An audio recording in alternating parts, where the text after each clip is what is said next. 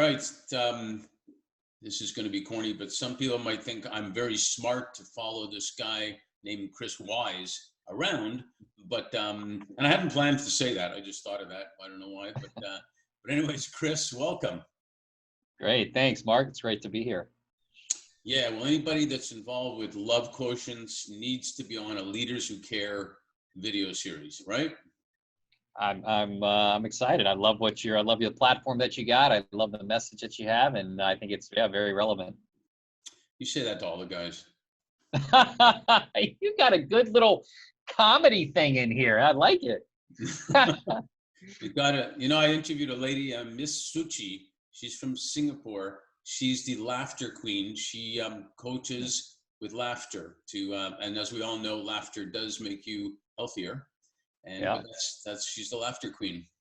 So you're in good company. All right. Hey, you know what? If you would briefly introduce yourself, tell a little bit about your background, and then we'll chat. Yeah, well, been an entrepreneur for almost 30 years now. Started when I was 12. Over that time, I've sold 2 of my own businesses. I've coached and consulted with hundreds of different CEOs and organizations over that time. Started coaching and consulting when I was 19. I had bought my own house and I had my second business, and people were like, "How did you buy your own house? How do you have your own business?" So I started coaching, consulting then.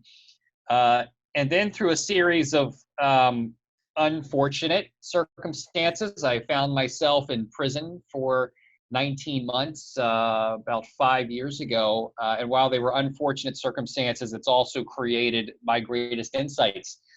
You had referenced LQ before, and LQ, my insights around LQ were born through my prison experience. And that's a whole story of itself. I'm not sure where we're going to go today, but maybe a story for another time, or we can. But LQ and the insights that I have around love. I mean, love's fucking powerful, and I think most people don't really realize, have a full understanding of love and its true power. And so what LQ was born out of that time, and there's a lot of amazing distinctions that I'm bringing through the world through LQ. Yeah, love is, it's interesting. When I trademarked Leaders Who Care in my previous firm, we were recognizing Leaders Who Care in a global conference, and so many of the partners came up to me and said, "You sure think we should be using the word care? It's like really intimate and it's unbelievable." And I said, "Holy cow, if you're really worried about this, wait till I start using the word love. You're going to go crazy." So it's, and real men eat quiche and they even cry and all sorts of stuff like that, right? Yeah. So tell me, we talk about, Simon Sinek makes us talk about the why, which is really important, but I'd like to phrase it a different way. Tell me why you do what you do. Yeah, well, most of my life was driven by money, success, my desires, and I'm all for, having an incredible life. I'm all for massive amounts of wealth, success, and profit. You got it, all that's important. But I was also on a spiritual journey, and when prison happened, it really made me surrender very deeply. I was in this place of trying to control prior to prison, trying to control everything, so I could get the results I wanted, so I could ultimately feel the way that I wanted. And through my willingness to surrender, and how deeply I loved myself and just took time to meditate. I was meditating 2 to 4 hours a day and very deeply loving myself, my inner child, when I was in prison. I discovered this whole new world that arises out of the heart. And I was already on this journey, so I had all the right tools and I was already heading in the right direction, but man, prison cracked me open. And so now my purpose and my mission on an individual basis, Peter Diamandis, your massively transformative purpose. So my MTP is to help 1 billion people more deeply love themselves by raising their LQ. So that's my personal life purpose. And then there's several different ways that I do that. There's coaching that I do with men. There's the books that I'm writing, and then there's the work that I'm doing with LQ, and then with Wise Profits. So LQ, the purpose of LQ, this conversation of love isn't new. I mean, there's a lot of great spiritual teachers. There's a lot of great people that are bringing love into businesses. It's not a new thing. But what I really like what EQ did, emotional intelligence, which was made popular by Daniel Goleman in 1995 when he came out with his groundbreaking book that really brought emotional intelligence and EQ to the presence of the world. It created a framework and a way of understanding emotions that had scientific backed research. And it made it a very tangible and practical thing, which emotions can be. If there's anything that could be messy, emotions can be messy. And so I feel like the container, the intelligence paradigm of EQ, has served us as a society greatly for understanding emotions. And so my purpose with LQ is to do that same thing with love, because there's something very powerful that happens when we're able to connect with our inner child. And to me, I say the heart of LQ, so first off, LQ is raising your ability to be kind and loving toward yourself and others. And so when we more deeply learn how to love ourselves, we just naturally show up more kind and loving in the world. So for me, the heart of LQ is that relationship with your inner child. And when you really learn how to deeply connect with that part of yourself, you just naturally show up. So my purpose with LQ is to help bring it forward as an intelligence paradigm for the rest of the world, and find other thought leaders that would like to collaborate in this body of work and bring in all the great research that's there to do that. So that's LQ. And then with Wise Profits, my purpose with that business, it's a consulting firm, and so we help companies grow and scale. But it's to help businesses infuse love and metrics into the business to create profound results inside of their company. Well, it's in a way you've kind of answered my next question, but I'm going to ask it anyway, because it's taken decades for corporate leaders to realize that aligning with social impact, which is kind of including love in there, you're aligning themselves with social impact, actually is good for business, which is what you're saying. And it's also good, which they realize that, especially in this era, that it's a decision people will make whether to join your company or not, if you do care about those things. And if you don't get the best talent, chances are you're not going to have the best business and be fulfilled at the same time. So would you say, with all you've been engaged in growing your business, your own business, and getting this message across, and actually ensuring you benefited from your time in jail, the experiences and your time to think about it, what would you say in a small, brief way really differentiates you as one of the leaders who cares? Yeah, well, I think there's a difference between purpose and social impact, and you can have a purpose, and then you can have social impact that's part of either, maybe not necessarily part of your direct purpose, but in a way that you have your community as part of that social impact stakeholder group. So I think what makes me unique as a leader who cares is that I know what it's like to go through prison. Like, I know what it's like to be faced with violence and respond with love. Like, I know the power of love because I have seen it. When I had this white supremacist who was going to be beating me up, who beat me up because I was, treating the other races the same and as equal. Mm-hmm. And I responded with love, and how that, transformed, certain situations in the prison. And because of that direct experience of seeing love in the face of violence, and seeing love in a place where people said love doesn't work here in prison, because I never conformed to the prison mindset, I now know and have a mission of bringing that forward through LQ and the other work that I'm doing, and I think that's kind of what makes me unique in this way. No, it's a great answer. They said to Jimmy Johnson with the Dallas Cowboys that it wouldn't work what they did with college players, loving them with the pros. But guess what? The pros loved it too. And so you're right on. It does work. And bullying is usually done by people that are insecure and need love, actually, to stop bullying. So it's great what you're talking about. To add on to that is that, and it's not a love that's it's not a woo-woo love. It's not a Yeah. I think that's what turns off a lot of people to the conversation. It's a very grounded, direct, so you want wisdom, you want truth to guide your love, so that it's appropriate for the context and done in a way that actually empowers and inspires versus like detracts and derails.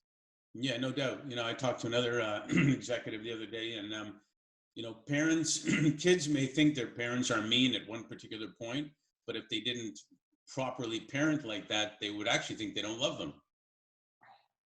Is what came up in that particular conversation. So yeah, love sometimes hurts with that song. Love hurts, but it actually is not as painful as it could as the alternative. So speaking of family and whatnot, my grandparents, probably every grandparents, except they had a Kiev accent, would say, as long as you have your health, that's the most important thing, right? And then they say education and whatnot, and it wasn't a line. There was no slogan there. They knew that was the most important. So with your experiences, technology is zooming along. We have pandemic. We thought that was enough to handle. And then you have finally the tipping point. I'm not sure it was the right time, but what's the right time for this? With social justice, racial justice, with all that going on, everybody's having more time to think, call it an awakening of what's important. How do you view where we're going with respect to our awareness when we're at work, when we're at home? Sometimes they're the same, obviously, and even in our community. Yeah. Well, I think there's different levels of awarenesses of, people are there's all kind of like the same stuff that's happening externally. And of course, depending on what country you're in, there could be different contexts to that. I think the people in China have a very different experience of the pandemic than we have in the U.S. First is just to acknowledge that our own current level of awareness and how deeply we've already loved ourselves directly impacts what we're seeing and how we're experiencing it. I think in terms of where all this is headed, and so when I look at it, I'm like, okay, yes, there are some definite issues that need to be addressed so we can have a more equitable society.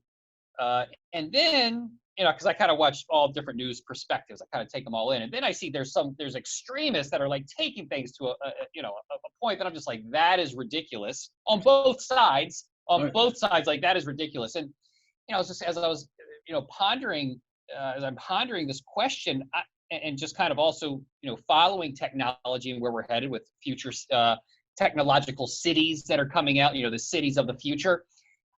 I really think we're gonna have cities that actually get developed around certain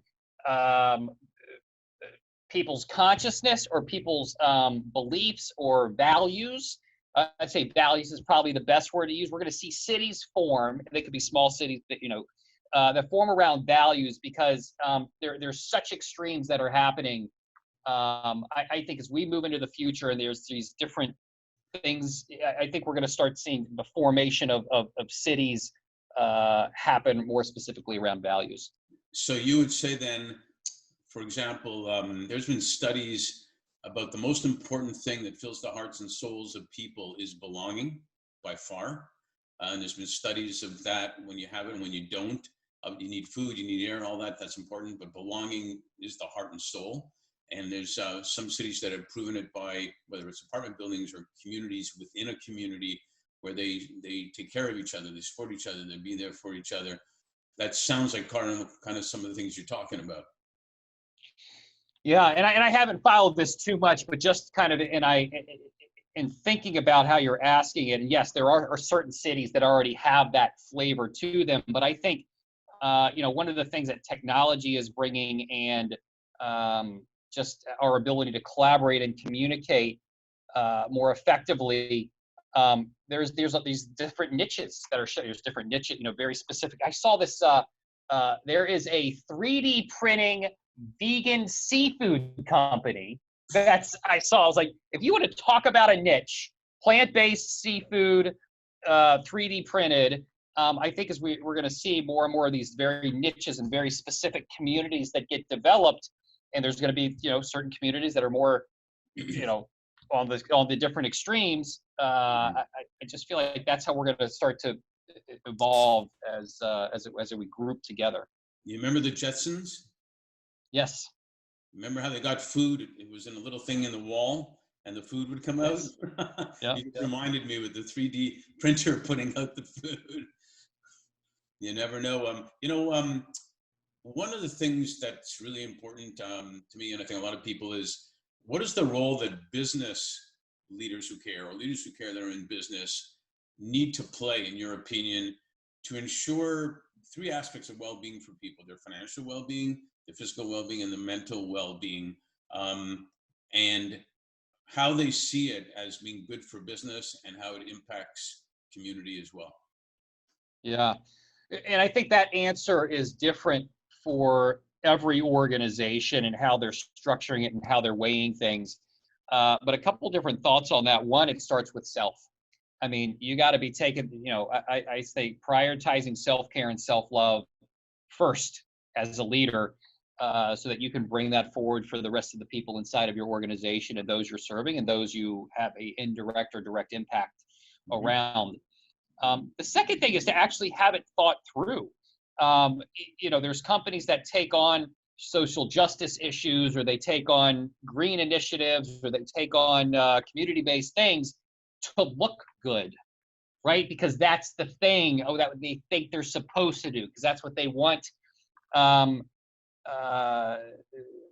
what they think that will make them more money, right? So, take the Washington Redskins, who are changing their name because they got financial pressure from FedEx.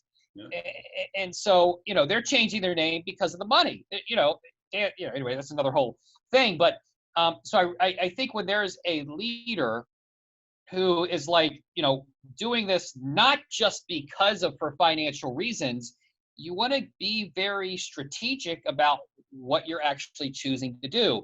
And I really think the conscious capitalism framework just gives a great way to kind of how all these pieces lay out together.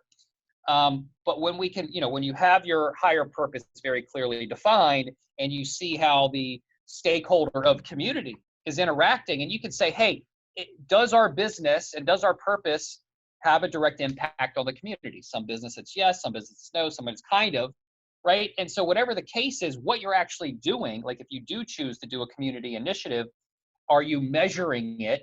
And how does that directly relate to the other strategic initiatives that you have for your other stakeholder groups, like your employees and your customers and your vendors? And I think it's just that strategic thinking. And it really takes a leader who can take a step back and has a leadership team that can take that step back and say, hey, we don't want to just, donate our time here or donate this money just to this thing because it looks good. But how does it actually tie in with our purpose? And how does it actually support the other things? And when you have, and how do we measure it? How do we know, I'm getting ready to send out a next newsletter and talking about, measuring your impact.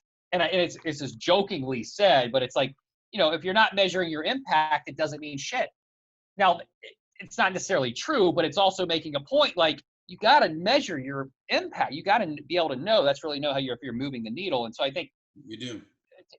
It's more of the framework and the thinking that I would say is important when looking at those types of initiatives. Well, to that point, I think it's also important in being able to care for or care about the financial well-being of your talent too. Because if you can't measure the impact, how is that affecting your bottom line? How is that affecting how you are taking care of your talent financially?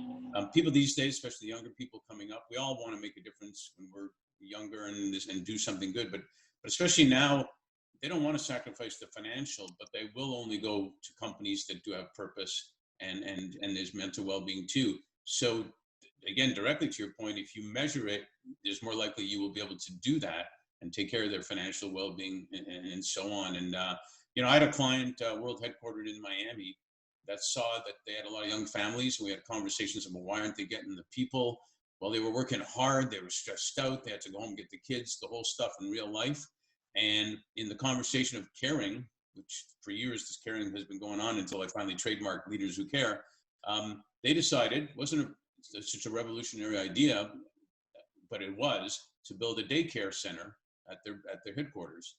And did that ever change morale, stress, performance, financial well-being, and the ability to attract top talent to come to the company, because that reputation as Leaders Who Care came about. So hopefully we head along those routes. You know, often. Let me ask you a quick answer on this kind of sort of. Do you see this as a moment in time where we can really have dramatic positive change in? No, I wouldn't say everything, but a lot. Yeah, I think the worse shit gets, the greater the change that's happening. So I think, yes, just the fact, because there is so much unrest in so many different areas that have happened so much, the answer is yes. And typically the worse it looks, the more change that's actually occurring. And because of just the nature of consciousness and love, it expands in a upward momentum. You may not see it right away, but it is happening. And so the answer is yes. Okay, last quick question on this is, okay, I'm a high school graduate or college graduate. My girlfriend's pissed off at me. We didn't get a chance to go to prom, and I don't know what's going on. And I come to you and say, like, what do I do next? What now? Yeah. Well, you know, if I were to look back at my 21-year-old self, I